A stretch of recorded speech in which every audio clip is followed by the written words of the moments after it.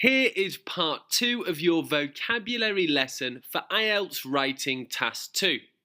In the last lesson, we really focused on topic-specific language.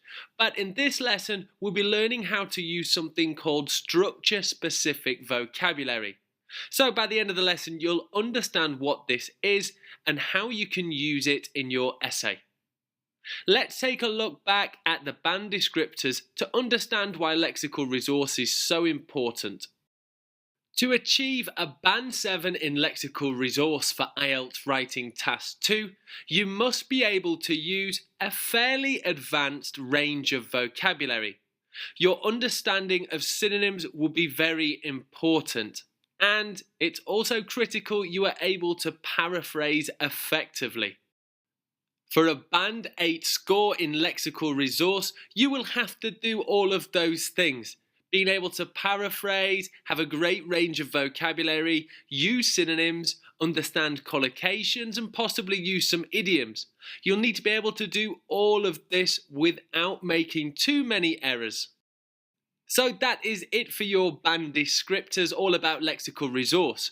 And the reason I'm showing you this is to highlight how important your range of vocabulary and being able to paraphrase using synonyms is. In this lesson, I will show you some structure-specific vocabulary that you can definitely use, and it will help you to score higher band scores. So what actually is structure-specific vocabulary?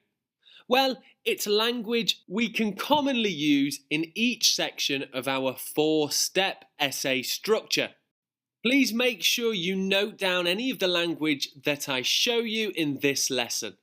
Let's move on to the first section, which is our introduction. And here is our Task 2 question. In cities across the world, many people are living in large apartment blocks.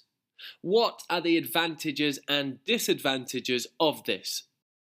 I'll show you a wireframe with some language you can use for each sentence in the 3-step structure. So, to paraphrase. In densely populated areas, the majority of people are finding accommodation in large blocks of flats. Now, in my first sentence, I've really paraphrased only 3 phrases. Let's take a look at them now. So, instead of cities, I've used densely populated areas.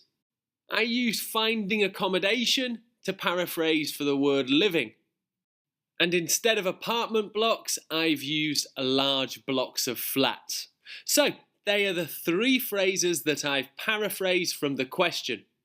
As I said previously, this is a great way to start off your introduction, as it shows the examiner you understand what the question means. The key vocabulary for sentence 2 is in this essay and throughout this essay. It's also very important to identify the type of question. For example, I've highlighted in blue the advantages and disadvantages, but this could be changed for problem and solution or whatever other type of question it is. You can use either of these 2 sentence openers to begin your plan sentence. For the 3rd sentence, you may remember the key language being the time openers, firstly and secondly. Remember that the purpose of our outline sentence is to tell the examiner exactly what we will write in supporting paragraph 1 and 2. For that reason, the time openers are very useful. You can also see that I've used firstly, I will discuss, and secondly, I will share. You could also use explore if you like. That's all for the key language for the introduction, so let's move on to our supporting paragraphs. First, let's take a look at the question. Some people say advertisements encourage us to buy products we don't really need. Others say they can help us to learn about new products that could improve our lives. Which side do you agree with? Now, our language focus here will be to use these main point openers. Let's take a look at the first one. To begin with, many people feel they are brainwashed into buying food products that are unhealthy. Firstly, there is a common belief that marketing can make you buy things you don't need. First of all, it is true to say that many people dislike advertising. To start with, advertisements can definitely change our behaviour to buy certain things.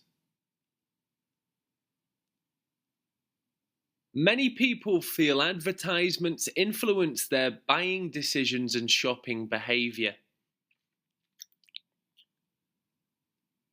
In the first place, advertisements do often mean buying products you wouldn't normally.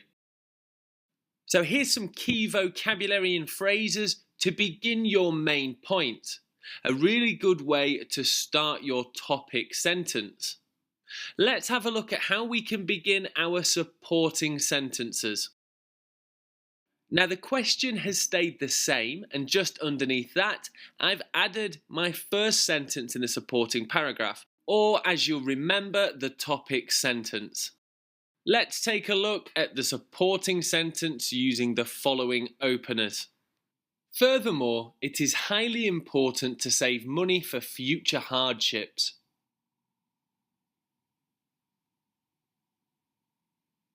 As a result of high spending, people can get themselves into debt with their banks. Moreover, there are other priorities for spending, such as education and health.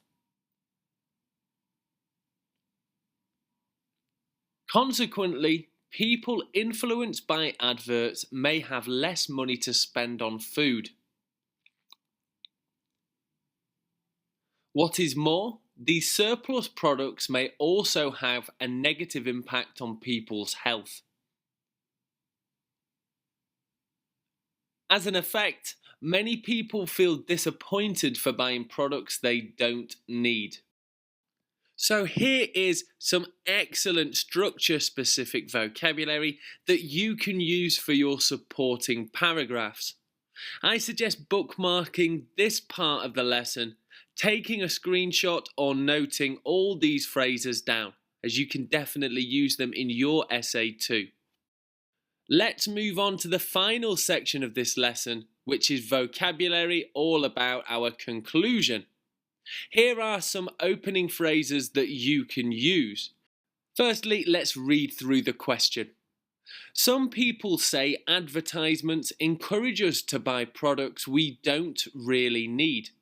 Others say they can help us to learn about new products that could improve our lives. Which side do you agree with? Now, I'm sure you will have noticed that my vocabulary table is split into two colours. Blue is for the sentence to summarise, and red is for the sentence to give your opinion. And remember, you don't always have to give your opinion in your conclusion, only if you're asked in the question. Let's see the first example.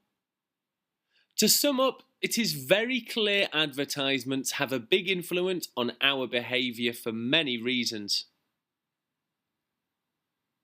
In conclusion, we can say there are some positives and negatives to advertisements. In summary, people have many different feelings about advertisements and marketing campaigns. I believe that advertisements should be carefully monitored by the government.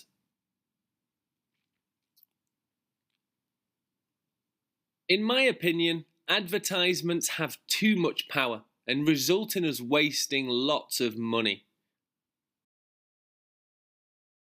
I feel that advertisements can help us to find new products that can help us to be healthier or happier.